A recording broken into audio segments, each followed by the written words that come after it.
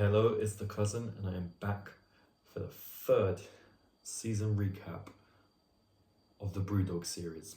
So, I've literally just finished the BREWDOG series part 3. Still haven't finished this. In fact, I've barely drank it. It's probably still up to about here. I've actually done these 3 videos today. So the day you're watching this one, between these two upload, somewhere between these two upload, I've been doing all of these videos plus the one you're watching because I'm going to be so busy in the week. It's Sunday going on into Monday, and yeah, I'm just going to be so busy this week. So I thought if I get them all done before the week starts, then I don't have to worry about doing them. So yeah, this has been the third part of the BREWDOG series. This is the third batch of beers the third and final batch of BREWDOG beers that my cousin Jada Ashley Spencer gave to me. So before we get into that, I just want to thank my cousin because he just gave me all of these beers free of charge, and it has been a good journey. The first season, really good. The second one felt really quick. I think there was only 5 beers, and then the third one, this one, is 7 beers. I think it's gone 6, 5, 7. So this has probably been the biggest one. We got 2 alcohol-free ones this season, and it's been a pretty balanced season. I want to say good because, you know, all seasons seem to have like a really good one, but then some of them do have their not so good ones. Usually the alcohol-free ones, maybe those are just doomed to bring everything down, and it's my fault for doing them at the end where they really leave us off on a, in this case, wet cabbage note. But no, I've found one of my favorite beers. I found a really good beer. There's been some average ones, especially in this area. Well, this area, and yeah, we're not going to mention these ones anymore.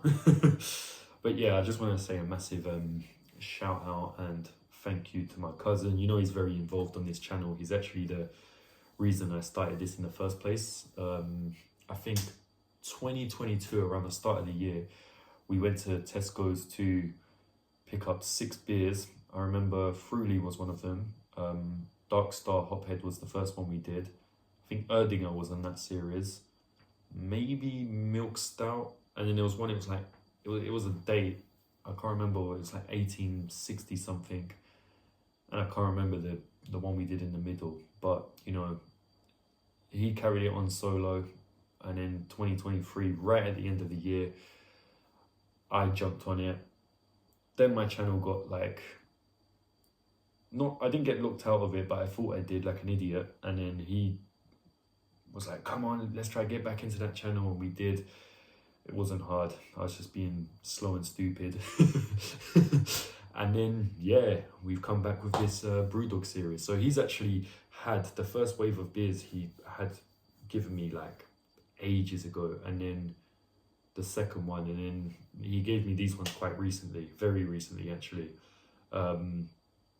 So yeah, it's been a good experience. I've found some really good beers doing this series. I think overall it's been more good than bad, but there are, as in any of these beer tasting series, there are some that we could easily forget. So I've put them in order of how chronological order from the first one I did to the last one, which I'm still currently drinking and still wouldn't recommend. So the first one we did was the Post-Punk Tropical IPA. This was a good one to start off with. It really is a tropical IPA, and I really would recommend this one. This was a good beer. It got a 4 on design, a 4 on taste, and a 4 overall. So this is without a doubt a good beer. Then we moved on to Wingman, which its design was a 5, and this one, along with the Elvis one, I think they come in like a box sort of pack with maybe post-punk and one of the hazy ones. This one, I gave it a straight 5 on design, because I mean, well, just look at that design. But its taste was, I don't really remember the taste of this one. I gave it a 3, so I think it was just average. I remember it smelled of copper, but its design saved it and it got an overall taste of 4. Then we did Lost Planet First Lager, which had a very basic design and got a 2. I remember this was just a generic beer tasting beer, nothing too powerful either. That got a 3 on taste and a 3 overall. So I just put this as a very average sort of beer. So we've gone from good to average. This one, I still need to edit the video before uploading it. This was another one that I knew of before this one. And surprisingly, I only gave its design a 2, which I'm not in regret about, because I'm not really a fan of its design. The more I look at it, the more I realize it's not actually a good design. It's eye-catching, but eye-catching and a good design are 2 separate things. And for me, it just didn't work. And I think the taste, I can't remember. I think I gave its taste a 2 or a 3. I've actually written them all down on here. I might have to go back and check this one, but I'm pretty sure this got a somewhere between a 2 and a 3 overall. Because its taste was a bit funny. It did taste like grapefruit. Maybe I gave it a 3, or did I give it a 2? I don't know. I'm gonna say I gave it a 3, but don't hold me to that. But after the night has got to its darkest point, the dawn comes. That was a Batman quote, which I just fucked up so badly. But what I'm trying to say is, we then got a really good one. Maybe one of the best beers I've ever had. The BREWDOG Grind Coffee Stout. So this one right here, surprisingly got the lowest on design. It got a 1, but it got a 5-star on taste. And I think the only other beer that on this BREWDOG series and channel that could compete with that is the Rattle and Rum from the series we did just before this one. So BREWDOG Grind Coffee Stout, one of the best things I've ever had. I'm still not 100% sure which of those 2 I'd consider the best one. Joe told me in advance that Rattle and Rum was nice, but he didn't mention this one. But then I do remember him saying Coffee Stout is also really good. In his words, God tier. And then, so I did that earlier today, and then I've also done these 2, the Lost AF and the Nanny State. So Lost AF got a 3 on design. I thought its design was all right. This one here, yeah. And its taste a 2, bringing its overall rating to a 2.5. The Nanny State, just like this one, got a 2 on taste, but I think I give its design just a 2. So overall, this got a 2 also. They both taste like wet cabbages, but if I had to recommend one and I had to drink one again, it'd be the BREWDOG alcohol-free Lost AF, or Lost alcohol-free, over the Nanny State one. And I would put this in the same caliber as Hazy AF. I don't know which of those 2 is the worst, but they're definitely in competition with each other for the worst beer we've had in this series. So yeah, this one's slightly better, and the one we had in the first series, the Punk AF, was probably the best alcohol-free one. So what I'm going to do is I'm going to quickly rearrange these into order of best to worst. And I'm going to double check the rating on this one just to make sure I'm not being inaccurate with it. So yeah, so I've just rewatched the video for the Elvis one, and just to confirm, it got a 2 on design, a 3 on taste, and a 3 overall. So with that being said, these are now placed in their order from best all the way down to worst. So one thing I'm going to say is, I always think taste is priority over design. This usually influences the the rankings of these beers, every beer in every series. What I find funny is the fact that the #1 beer in this series, the BrewDog Grind Coffee Stout, is actually the lowest on design. We've got a winner of this season which scored a 1 on design, which I remember saying in the last one, if you add up the scores based on just adding design and taste, does it affect the outcome? I think in the last one it didn't, but in this one I think it would, because say this one got a 4 and a 4, which would make an 8. This one got a 5-star, which you could say is a 6, and a 1 on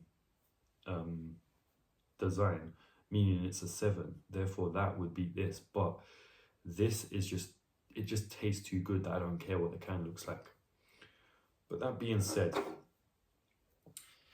yeah, the first one there, it is a beer that I think the design is one of the worst. If I'm being honest, it's just so minimalist to the point I really don't like it. But its taste really is just amazing. Like, you have to have this. If you like stout and you like coffee stout, then you really need to have this. The tropical one is an all-round good beer. The post-punk, I would definitely recommend this one. It's just a good beer, especially in the summertime, I think. The Wingman and the Elvis, actually no, the Wingman is in the same caliber as the post-punk. That's another 4 overall with a design of 5, which I think is really what boosted this one. But I don't really remember much about that one, aside from the fact that its design is a really good design. So these two here kind of contradict each other because they're on this side of the spectrum for opposite reasons. This is 100% taste, and this is design. And this is good all around. Then we've got probably the most average beer. I think what's good about this is it just marks what's above and what's below average. So as you can see here, it is slap bang in the middle.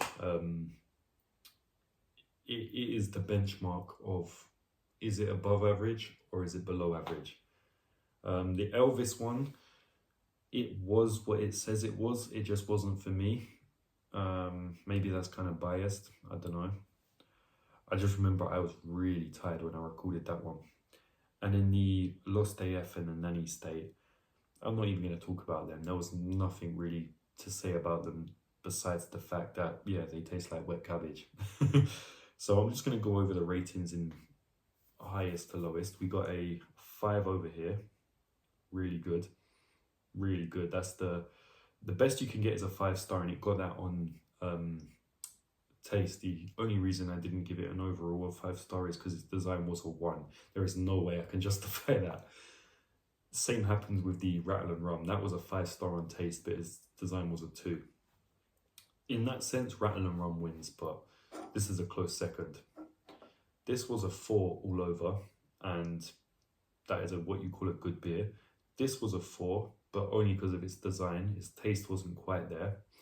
This is actually, it got a 2 on design, but this is just a very average beer. This is, like we said, this is the medium.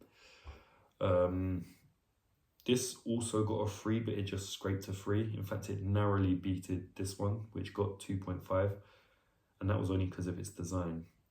Whereas on taste, it got a 2, and this was just 2 in every department. So yeah, we've gone from a 5 to a 2 with 2 4s, 2 3s, and a 2.5 in the middle. So this was a very broad series in that sense.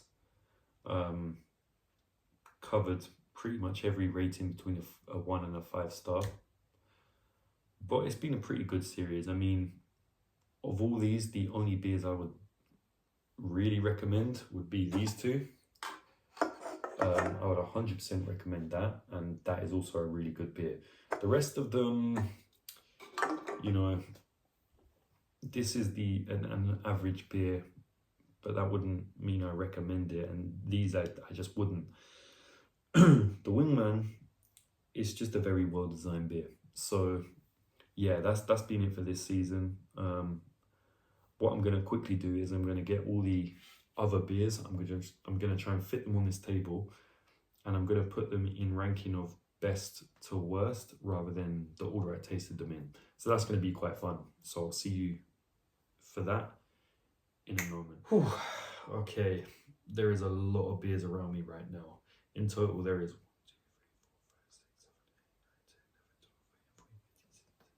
19 beers, and they can barely fit on this table. So I've put these in order of best till worst, with the best being over here, the arcade made, all the way down to the hazy AF, which is at the bottom with 3 out of 4 of the alcohol-free ones. I think the other one is this one here, the Punk AF, which is actually all right. Going off what I said in the previous video about the Lost being the, you know, anything above a Lost is above average, or at least slightly above average. I say we're doing okay since it's only the free alcohol free ones and the Elvis juice here. But yeah, overall, these past 3 seasons of the BrewDog series have been amazing. I want to thank my cousin, just show him some appreciation for giving me all these beers, because every single beer you see here, he's given to me completely free of charge. He said, just take them off me, put them on your channel, and that's what I've done. So I split it into 3 series. The best one we've had is the arcade made. Arguably, I'd say the best tasting is in 6th place. Yeah, which is the Rattle and Rum. I guess its design dragged it down. But then the Grind, which I thought would be literally just behind it, is apparently 3 beers ahead of it. But this is just going off the overall ratings. Like, in my opinion, the best tasting beer this series is the Rattle and Rum, but unfortunately design plays a big part in it, hence why Silk Road's right up there with it, and these 2 in particular, I think they both got 5-star on design. Arcade Made and Neon Dream. Blackheart's another really good one. I think the first one we did was this one. These are good beers here. Yeah, this little trio here with BrewDog, Silk Road, Post Punk and Speedbird OG. I'd say these are good beers. These are amazing beers. These are average, and yeah. But yeah, I'll probably do like a more in-depth comparison of all these beers, but this is just to show you what they all look like together, almost like a scoreboard, if you will. The winner of all these seasons is Arcade Made. That got a, what's it got? A 5-star on design, a 5 on taste, and a 5-star overall. I think the only other beer to get 5-star on something was this on design, this on taste, and this on taste. So these ones here have a 5-star rating, so I'd say these 4 are probably the best, but this is just going by the rating. So you might disagree. I know J.Ashley Spencer will, but Arcade Made is the winner.